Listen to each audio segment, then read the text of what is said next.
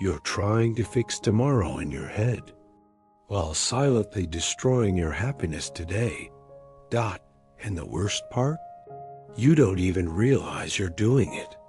Every single day, you are committing a silent crime against yourself. You are killing your own happiness, and the weapon you're using is a two-word phrase. What if? Think about it. Right now, as you're watching this, a part of your brain is likely elsewhere. It's worrying about a bill that's due next week, a meeting that might go wrong, or a relationship that feels uncertain. You are physically here, but mentally, you are trapped in a simulation of a future that hasn't even happened yet. This is the mental prison of next, the exhausting, never-ending cycle of living for a moment that is always just out of reach. We've been conditioned to believe that if we worry enough, we can somehow prevent bad things from happening.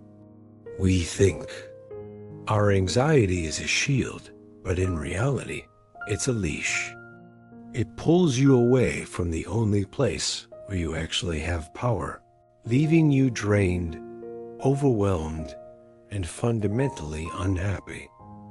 But there is an off switch to this noise. It isn't a life hack or a productivity tip.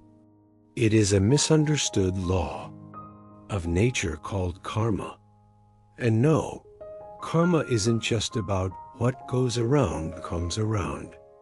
It is the ultimate psychological tool for unlocking the present moment.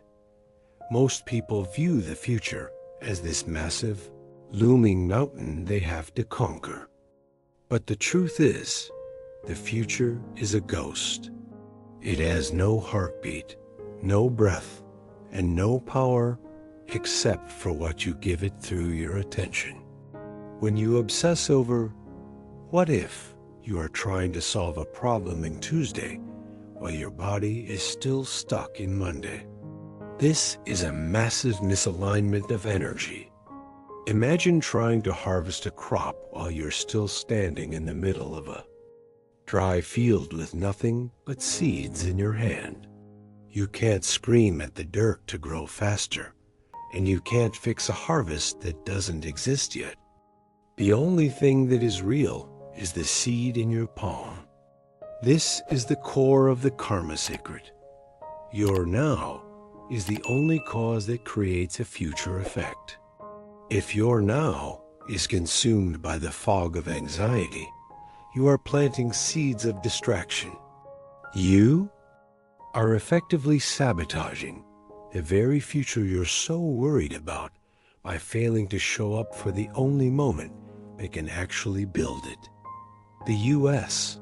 lifestyle is built on the next big thing, the next promotion, the next vacation, the next milestone. We are taught that the present is just a waiting room for a better life. But this mindset creates a what-if monster that follows you everywhere. What if I fail? What if they don't like me?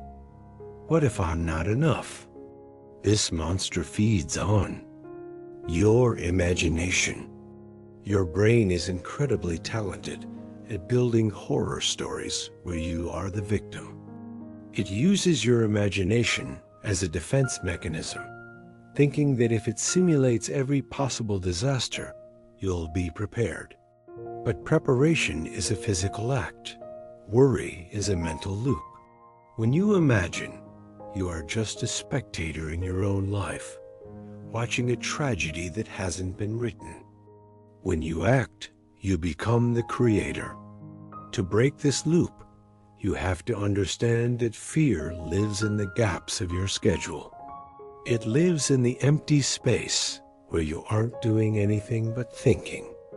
The moment you move, the moment you apply your energy to a physical task, the monster loses its voice. We need to talk about the overplanning trap. In our culture, we praise the planners. We think that having a 5-year plan or a 10-year map means we are in control. But often, over-planning is just a socially acceptable form of procrastination. It's a trauma response to uncertainty. We plan because we are terrified of the unknown, and the act of planning gives us a temporary hit of dopamine. It makes us feel like we've accomplished something without us ever having to leave our comfort zone. But a rigid plan is a cage. Life is fluid, and the more you try to freeze it into a specific outcome, the more it breaks you when things change. Karma teaches us a different way. Have a clear intention, but stay flexible in the execution. Think of your intention as a compass, not a map. A map tells you exactly which roads to take, and if a road is closed, you're lost. A compass just tells you which way is north. As long as you keep moving toward your north, the specific path doesn't matter. This shift from over-planning to intentional action is where your freedom begins. You stop trying to control the wind and start focusing on how you're setting your sails. Today, to break the cycle of the what-if monster, we have to address the war between action and imagination. Your brain is a world-class simulator. It is designed to keep you safe, not to make you happy. This is why it creates elaborate mental movies of your greatest failures before you even start. In the US, we call this analysis paralysis, but in the reality of karma, it is a stagnant energy loop. When you imagine, you are a spectator watching a tragedy that hasn't been written. When you act, you become the author. Action is the only true cure for fear, because action grounded in the present moment is the only thing that carries weight in the physical world. Think about the last time you were truly terrified of a task. Maybe it was a difficult phone call or starting a new project. The hours you spent thinking about it were agonizing, yet the 10 minutes you spent actually doing it were likely manageable. The suffering wasn't in the task. The suffering was in the imagination of the task. This is the karma of the mind. By planting thoughts of dread, you reap a harvest of anxiety before the event even occurs. The secret to breaking this loop is the daily focus method, also known as the 24-hour rule. Most of us are trying to carry the weight of the next 10 years on our shoulders today. No wonder we're exhausted. We look at the mountain of our goals and feel paralyzed by the distance. But the karma truth is that you are not responsible for the mountain. You are only responsible for the step right in front of your feet. If you treat the next 24 hours as your entire universe, your psychology shifts. Instead of asking, "How will I ever be successful?" you ask, "What is the highest quality action I can take in the next 60 minutes?" This narrows your field of vision so significantly that the what-ifs have nowhere to hide.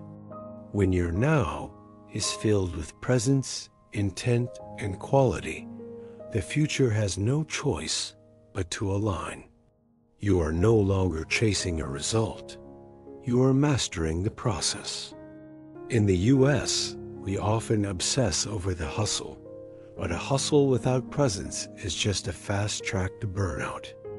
True power comes from being so deeply embedded in your current task that the external world and its potential judgments simply cease to exist. This brings us to the most dangerous psychological trap of all, the illusion of control. We overplan because we are terrified of uncertainty. We think that if we have a spreadsheet for the next 3 years, we are safe. But overplanning is often just a sophisticated form of procrastination. It gives us the hit of feeling productive without us ever having to face the risk of real action. It's a trauma response to a world that feels unpredictable.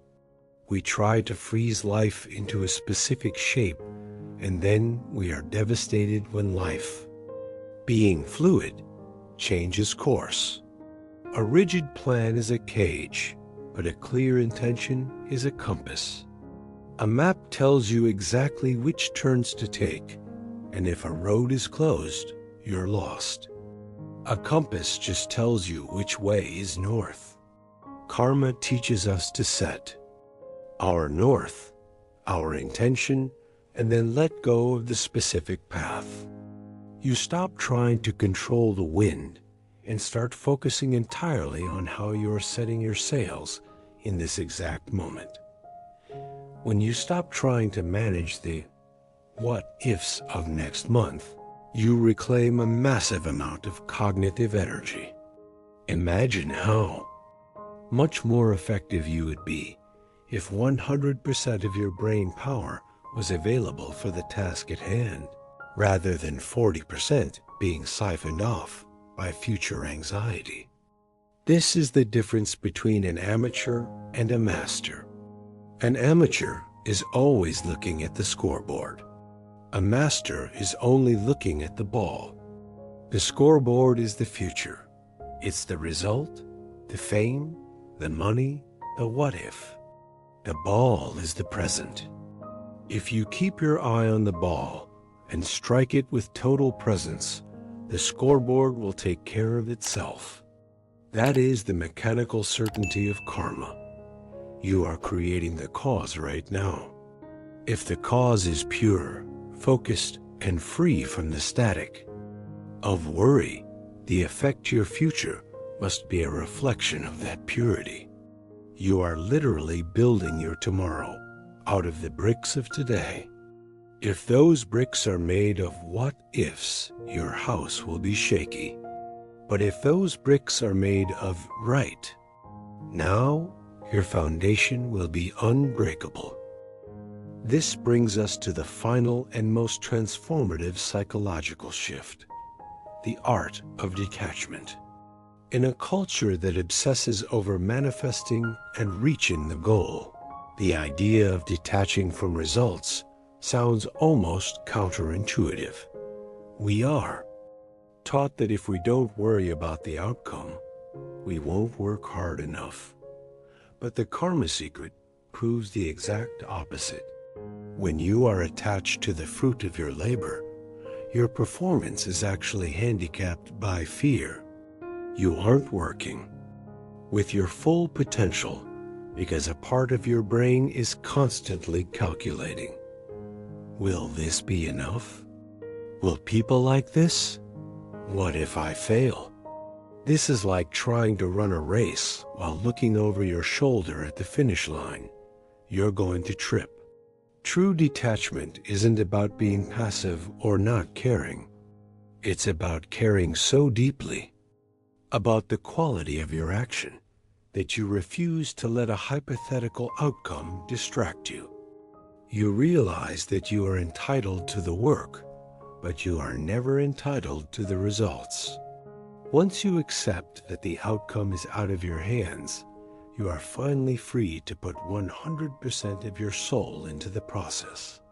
This is the highest form of focused power because it makes you unshakable. If the result is good, you move on. If the result is bad, you move on. Your identity is no longer tied to a what if, but to the integrity of your effort. The truth is, you cannot control the weather, the economy, or other people's opinions. Attempting to do so is the fastest way to kill your happiness. The only thing you can ever truly own is your current choice. Think of your life as a series of 24-hour rooms. Most people try to live in 10 rooms at once, running back and forth.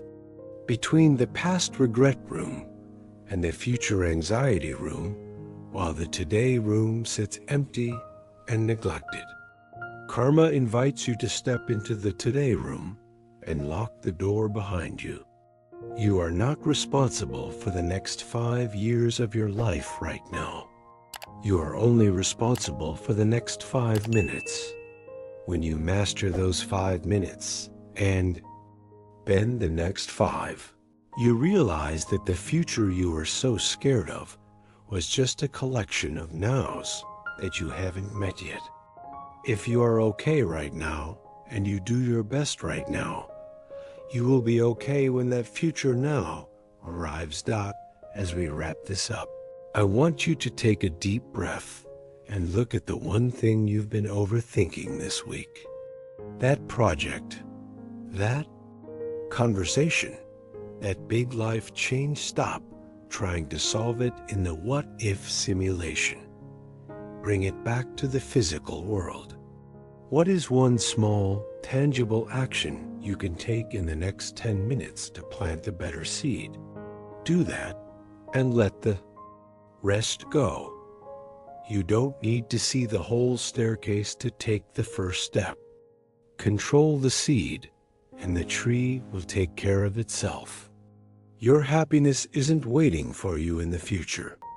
It's waiting for you to stop leaving the present to go look for it.